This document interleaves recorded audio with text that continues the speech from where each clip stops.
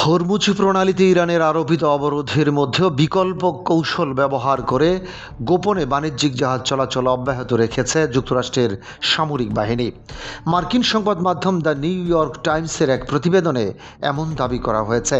প্রতিবেদনে বলা হয়েছে, ওমান উপকূলের নিকটবর্তী নৌপথ ব্যবহার করে মার্কিন সেন্ট্রাল কমান্ড সেন্টকম অত্যন্ত সতর্কতার সঙ্গে জাহাজ পারাপারের সমন্বয় করছে।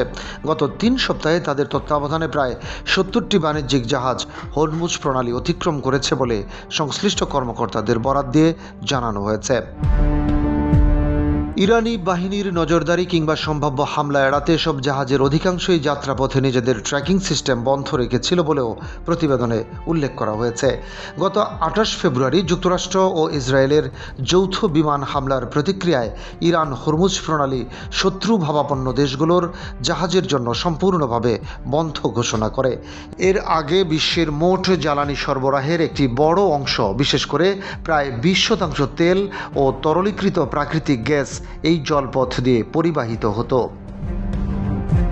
পরবর্তীতে তেহরান জানায়, কেবল তৃতীয় কোনো দেশের জাহাজ নির্ধারিত শুল্ক পরিশোধ করে এবং ইরানের সামরিক নির্দেশনা মেনে চললে তারা এই প্রণালী ব্যবহারের অনুমতি পাবে। এদিকে রোববার ইরানের ইসলামিক বিপ্লবী গার্ড বাহিনী IRGC দাবি করেছে, তাদের অনুমতি ও তত্ত্বাবধানে গত 24 ঘন্টায় 28টি জাহাজ হরমুজ প্রণালী অতিক্রম করেছে। এর আগে এপ্রিল মাসে মার্কিন president Donald Trump project freedom নামে একটি প্রকাশ্য সামরিক অভিযানের ঘোষণা দেন। এই অভিযানের লক্ষ্য ছিল হরমুজে আটকে থাকা বাণিজ্যিক জাহাজগুলোর নিরাপদ চলাচল নিশ্চিত করা। তবে ঘোষণার 48 ঘন্টারও কম সময়ের মধ্যে সেই পরিকল্পনা স্থগিত হয়ে যায়। জানা যায়, সৌদি আরব তাদের প্রিন্স সুলতান বিমান ঘাঁটি ব্যবহার করে মার্কিন যুদ্ধ বিমান পরিচালনার অনুমতি না দেওয়ায় ট্রাম্প প্রশাসন ওই উদ্যোগ থেকে সরে আসে। যদিও প্রকাশ্য অভিযান বন্ধ হয়েছে, তবুও গোপন সমন্বয়ের মাধ্যমে জাহাজ চলাচল সচল রাখার চেষ্টা চালিয়ে যাচ্ছে ওয়াশিংটন। নিউ ইয়র্ক টাইমসের তথ্যমতে গত 3 সপ্তাহে সেন্টকম প্রায় 70টি বাণিজ্যিক জাহাজের নিরাপদ পারাপার নিশ্চিত করেছে। গত 8 এপ্রিল যুদ্ধবিরতি কার্যকর হলেও আন্তর্জাতিক এই গুরুত্বপূর্ণ নৌপথে পরিস্থিতি এখনও স্বাভাবিক হয়নি।